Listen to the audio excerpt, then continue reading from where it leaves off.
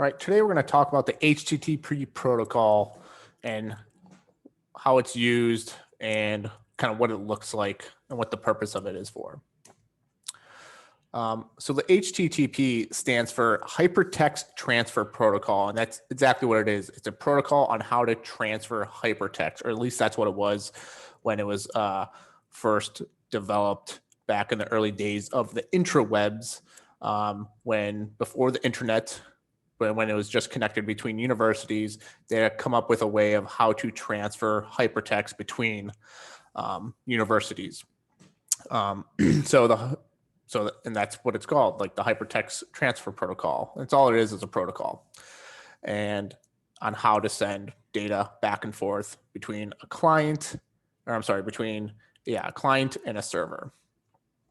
So hypertext. So the HTTP protocol was originally designed as a protocol for transmitting hypertext.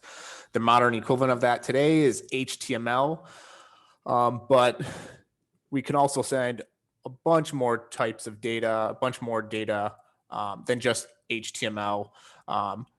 We can send all kinds of data between client and a server, like HTTP. In addition to HTML, we can send CSS, images, JavaScript. We can send movies back and forth. Excel, just all kinds of different files, PDFs. We can send pretty much, I don't want to say any kind of file, but there's a plethora of types of files or documents that we can transfer over HTTP. So HTTP, there are two things that we need. We need a client and a server.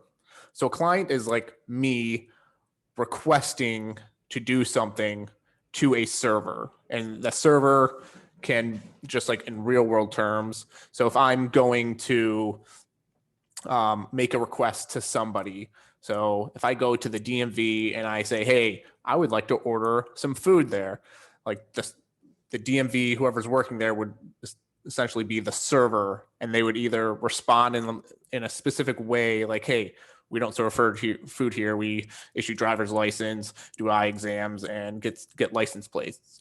So the client requests stuff from the server, and the server responds in a way that is dependent on the type of request. So client sends the HTTP request, and the server sends the HTTP response. So if I just say like, hi, how are you doing? If I like go up to somebody or go into a Starbucks and go to order, I'm like, hey, how are you? And they'll respond with, good, or something like that. But depending on the type of request I make as a client will determine the type of response made by the server. So, and different requests will warrant different responses. And sometimes my request might not be interpreted, or like the server doesn't know what to do, or the person I'm talking to doesn't know how to respond. So that's why we have this protocol, because there's an explicit way on how we make those requests and how we also make those responses. So both the HTTP requests and responses are plain text. So can't stress this. They are plain text. They're easily read by a human, and each has a very simple structure. So the request and response, it's just plain text. All right. So over here on the left, we have the request, and over here on the right, we have the response. Let's start with the request. So up here, we have the request line. Let's go into here. So this first line is the request line, and it consists of three things. The type of request, which is it's a GET request, the URI, Uniform Resource Identifier, and then the protocol version. So HTTP 1.1. So three things: the type of method or the type of request, the URI, and then the protocol version. And let's so there are several types of requests. So right here, a GET request, we're actually requesting information from the server. So here are common HTTP requests or verbs, that are in the request line. So there's get requests. So right here, so anytime I go to like apple.com, I'm requesting information from them. So I'm asking, can I get some information from you? So we have a get request, post request, put request, and delete request. So the get request, I'm requesting to retrieve information from the server.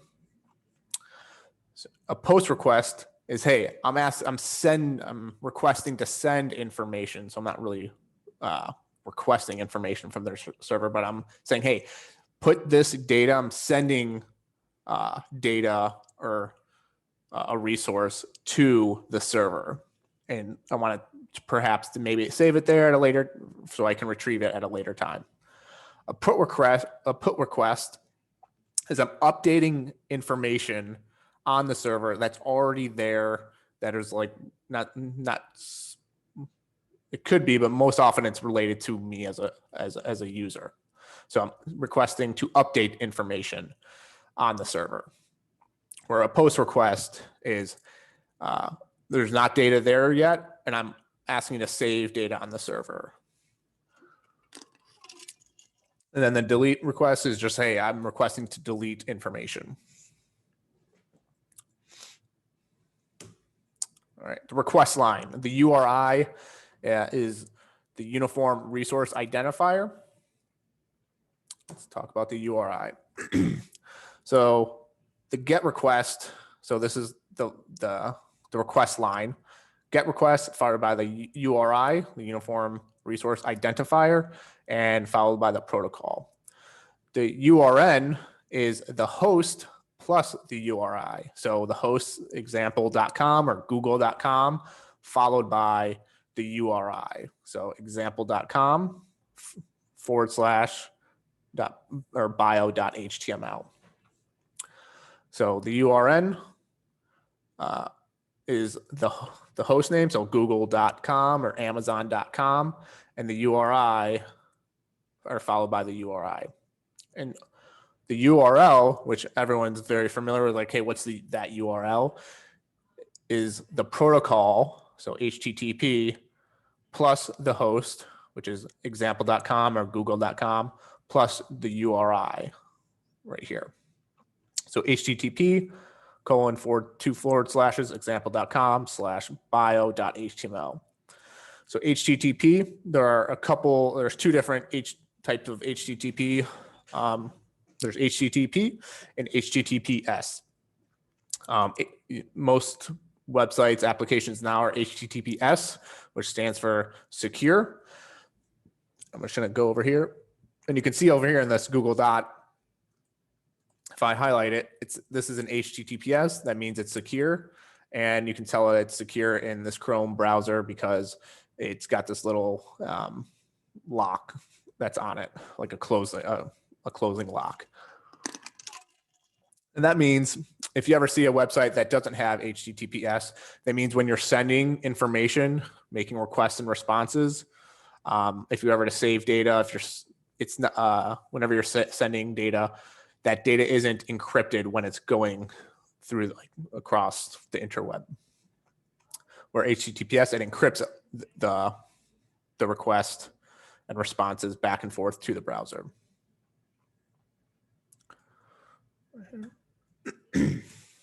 All right. We got HTTP requests. So up top, the first line is the request line. Again, that consists of the type of request. So get request, post request, put request, delete request, followed by the URI, followed by the protocol. And then we have something that is called headers. Headers, there's a bunch of different types of headers that we can include in here. For example, here we have the host, which is example.com, and the user agent, which is the type of web browser that we're using to send the request. So for example, Google Chrome 52.34. Perhaps I might be on Safari or Firefox or Edge or something. So we can send that information to the server. And the information is useful or could be useful because depending on like the web browser I'm sending or the user agent, I might dictate what type of response I'm going to send back. So if I'm sending a request with a very old version of, Internet Explorer, which this is a true story. So in previous roles, like we would only support certain web browsers, or we'd send a specific request that advising the user to optimize your experience with our web application, update your web browser. So if we sent a request, if someone sent a request using like Internet Explorer, one of the early versions of Internet Explorer, and our application isn't optimized for that because only 0.5% of our users use Internet Explorer, we're not going to, maybe we don't want to dictate time and resources to make our application compatible with a very early version of Internet Explorer. So when a user comes in making a request using like early version of Internet Explorer, we'll send a response back saying, hey, advising them to maybe upgrade their web browser, or hey, our application is optimized in Firefox, Chrome, and Safari, so use one of those web browsers. All right. So we have the HTTP request, and we also have the body. So this is all plain text. So first line is the request line, the headers. This is all one, and like each have it on its own line. We have the host, user agent, content type is another type of header we can pass. So this was like, hey, what type of content are we sending to the server? So application, it could be plain text. It could be a bunch of different content types. So application X, I don't even know what this means. But so we have content type followed by a blank space. So there isn't a blank line. And then we have an optional body. So, and notice up here, we're now making a post request to search example.com. So we're sending a post request where, hey, we want you to save some data, we want you to save some data, and we're sending a query in the body, which is optional. So request bodies are most commonly included with post, put, patch, and delete requests, and can include all types of content, images, or image uploads, form content, etc. So this can include not just queries, it included other types of data or content. But the body in the request can only exist in post, put, and delete requests. Get requests, the server, if you try to send stuff in the body using a get request, the server doesn't know what to do with that. It can only read from the request line. So right here, the URI. So get requests can only read from the URI. They can't read from the body. So if you want to send stuff in the body of the request, you have to use a post, put, or delete.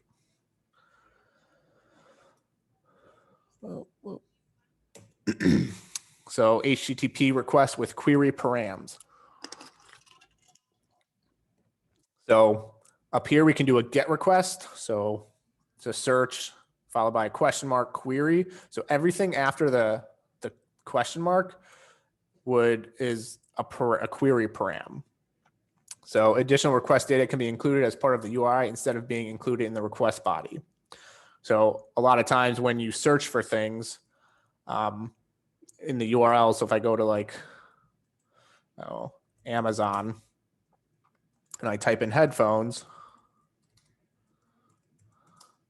I get right here, up here in the you can't really see that, up here in the Amazon.com. So this is the host, and everything under here is the URI. So I got /s, probably stands for search, followed by a question mark, and everything after that, it's a query param. So K equals headphones, ref, NB, and some other information. So that's a request. or those are request params or query params. All right. So query params are separated from the UI with a question mark, and individual query param are separated by an and. So you can add multiple queries in one in one URI. So query Air Jordans, and this little percent 20 that represents a space, I think in Unicode. And then we have an and, so we want another query that is a color red. So you can separate queries by the and thing. So let's just look. So headphones, so and reference, NB. So right here I've got, here's a query and here's another query. If I go to, I don't know, Walmart or something, it's taking forever. There we go. So if I say like headphones in here, so I got a query right there. So this explicitly says, hey, here's the URI. I'm doing a search followed by a query for headphones. And if I do like headphones in electronics, it says, hey, here's a query in for headphones and the category ID of 3944. So there might be something in their database that has a query or category ID, and you can look. So it sends the category ID in the GET request to 3944. And if I open up the Chrome DevTools, you can explicitly see what is being sent to and from the server. So if I do a quick refresh, these are all the different requests that are being sent to Walmart. To Walmart when I just click refresh. So there are 230 requests being sent back, or there's 230 requests I'm sending to Walmart, and therefore I'm getting, 230 responses back as well. So there's always one request, one response back. So you can't make two requests at the same time. Like I want one request and I want you to send me back two different responses. It's not like that. You can only send one request and receive one response back. Now that one response can have a bunch of data in it, and then you can do stuff on the, then like the application can do specific stuff on the response, but there's always one request, one response. So I'm just looking over here of all the requests and responses. So I'm just gonna go whipping post standard. So this is just a website with like leather goods. And you can see all the requests and requests being sent. So all these can be requests. And so I might be getting, so I'm getting a CSS plugin from Shopify, CSS from Shopify, a CDN from jQuery. So I'm getting JavaScript files coming back, more JavaScript. I can get like I'm getting images being sent back because every time I make a request, I need some images. So images are also being sent back. I'm requesting for this image. So this is all that's being, all the requests being sent, and I'm getting all these responses. And inside each request, I'm just gonna go to my personal website because there's not that many request responses. So you can kind of see my website is not responsive, as in mobile responsive. But so I'm requesting some CSS, I'm requesting some JavaScript, I'm requesting some PNG files. So a lot of images for all these images, some fonts, a video. I'm getting this MP4 video. And you can see when I go to tompreet.com, I've got the request URL. So it's HTTP. So again, it's not secure. This is not HTTPS. And So I can see the request headers. So upgrade insecure request. So it looks like I need to upgrade that. And the user agent is one of these. So it looks like I'm on Chrome. So that's what I'm currently on. And then the response headers. So let's actually get into that. So present. So we can request stuff with queries. So request headers, here are some other examples of headers we can use when we're sending the request. We send the host, the accepted language, perhaps, I'm over in Europe and, Germany or Austria or something. And the client lets the server know which languages it prefers the response to be sent in. So maybe my browser, I have my browser's language is set to English, but it also can be based off of location because it knows where the latitude and longitude of where where I'm connected to the internet as. User agent, what type of browser I'm using. So what type of browser I'm making the request from, and what format the response the client is interested in receiving, HTML, an image, JSON. So those are, but they're not limited to these request headers. We can send additional request headers in addition to these. Now let's talk about the response. So we sent the request to the server. Now the server has to respond back to us. So the server, again, sends the HTTP protocol, the status line or the status code, and the status, and the status code. So we got the status line, 200 okay, that means it was a success. We have the headers, the content length in bytes, so how long of the content that we're sending back is in bytes, date, and the content type that we're sending back, like text, HTML. And then also we're sending the body back as well. So HTML, for example, we're going to send an HTML back, but notice that there's also a blank line in between the headers and the body. So if I come over here, go to Tom Preet, I can see the response right here. So here's the response headers.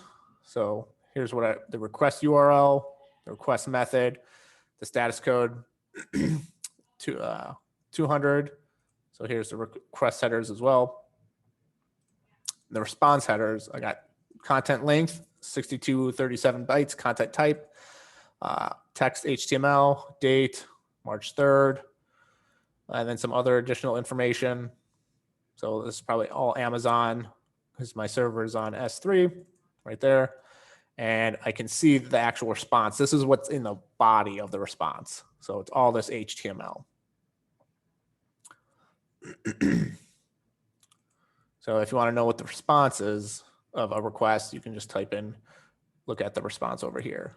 And I can look over here, headers, and I can see the response. No request has no response available because it's probably a PNG. So right here, the script. So when I made this request, right here, referring to tompreet.com, the response headers had 334 bytes length, content type, application JavaScript, and all this other information. And I can actually look at the response. So here's the JavaScript that was sent back in that request. Right here, same with CSS. I can see the CSS response, and this is all that's coming back in the body of the response. So it's all coming back in the body of the response. So the response status line, we have the status code, the status phrase. So status code 200, that means it was good. The reason phrase, so good, it's okay, and the HTTP version. Status codes. There's a bunch of different status codes depending on the response. So if it was a good response, that means like, hey, the request came through okay, that means I'm going to respond okay. Otherwise, if your request came in and something that other than okay, it will respond with a different status code, such as 302, which is see other. This is usually a redirect. So it's like, hey, you're making a request to this specific for this specific data, and the server gets that data. I'm like, you know what? No, I'm going to send you over here. I'm going to send you this other information. 400 is a bad request. 401 is unauthorized, being like, hey, I'm making this request, and the server's like, hey, nope, you don't have authorization to request that data. 404 is not found. So you make a request to the server for some specific data, and the server responds with like, hey, I don't know, like whatever you're looking for, like I can't find it. And then 500 is really bad, internal server error. You send requests through, and the server just, they don't know, like something happens on the server and like something breaks. So it's just like, oh, 500. And you can look status code list HTTP, and you can see all the different status codes.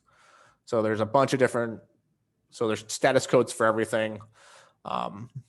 So you can see all the different ones. 200 is the most common as far as like accepted. So you can see all these different status codes. Let's see, W standard. If I go to whipping post standard, I might be able to see. So I'm just looking to see if I have any. Whoa. Where is it?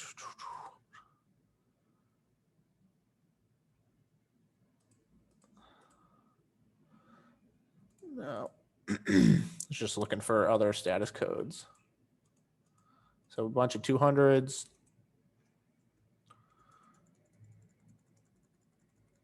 Oh, we got, there we go. So here, looks like this one is a 302. So yeah, so here's a different GET request status code at 302, and it's redirecting me and it's sending me some other information that other than what I requested. All right. And then in the response headers, there's content type, text HTML, content length, set cookie, currency USD. So this header requests that a client save a cookie with a particular name and value. So I want to save cookie or currency equals USD, and then we also have the date. So we'll talk about cookie on a couple slides. So many HTTP conversations. Imagine a user browsing a few pages on a typical website. Dozens or hundreds of HTTP conversations will take place. I kind of just showed you that. So loading the home page, loading CSS, JavaScript, loading images, and that's all just for a single page. As you can see, going to like Tom Preet, I had 22 requests. Going to Whipping Post, I had 60 requests. But if you go to like Amazon or as you saw Walmart, mart.com, there was 60. Look, it's going up to, oh, come on. Okay, there's only, oh. And notice how as I scroll, it makes more requests. So 198, there's 200, 201 requests.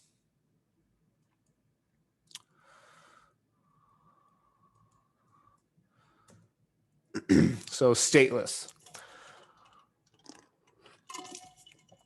So every HTTP request in response is what is called stateless, is in that it doesn't remember anything, any request that you did before it or response that you did before it.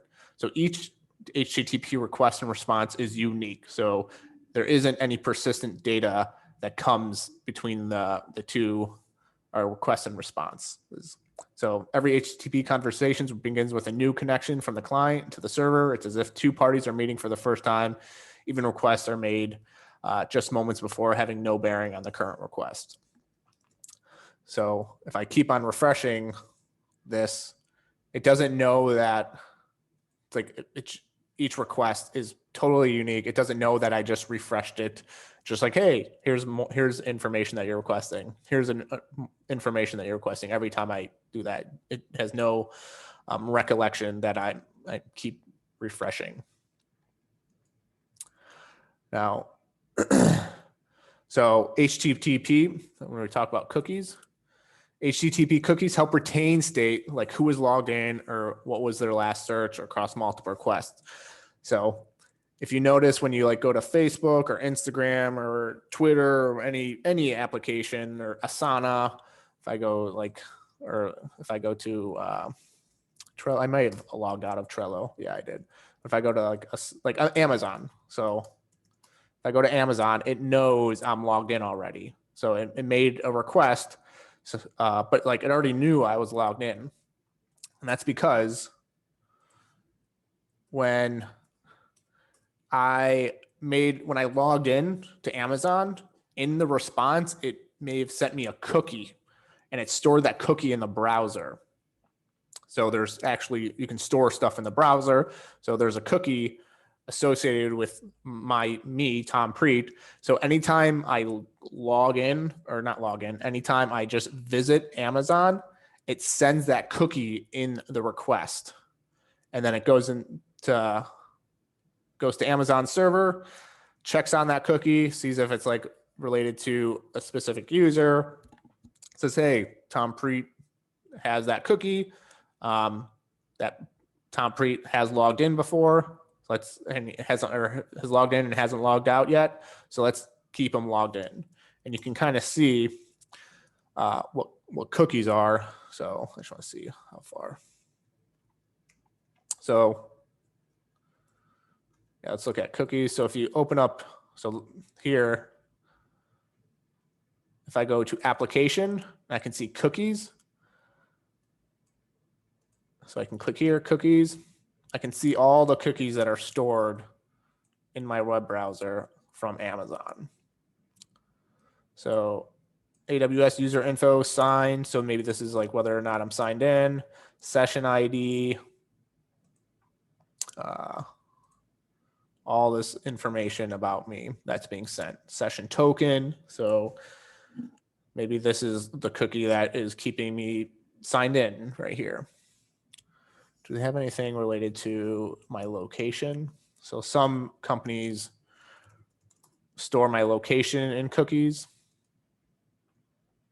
So like right here, if I go to target.com, I've got, see all this stuff is, target.com is storing all this information about me. So like guest location right here. So if I look over here and see what is actually being stored,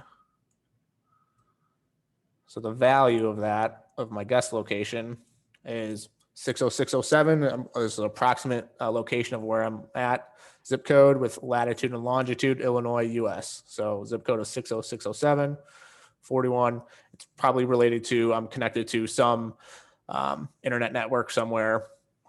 And that's what they're basing this location off of. So cookies in short, you'll learn more about HTTP cookies for now, but here's a summary. The server sends cookies by sending them to the client as part of the HTTP response. The client stores the cookies. So I'm the client and I'm storing the cookies in my web browser. The server doesn't store any of those cookies. Any cookies for the current domain are sent to the server as part of the HTTP request. So every time I visit like Walmart, Amazon, it sends those cookies in the request, always. So HTTP, in summary, HTTP is a proven protocol. It's extensible and has found uses far beyond what was imagined in 1991, such as like sending like Netflix, like constantly streaming videos and movies and all kinds of stuff. So that's HTTP. That's a quick introduction to HTTP. With that,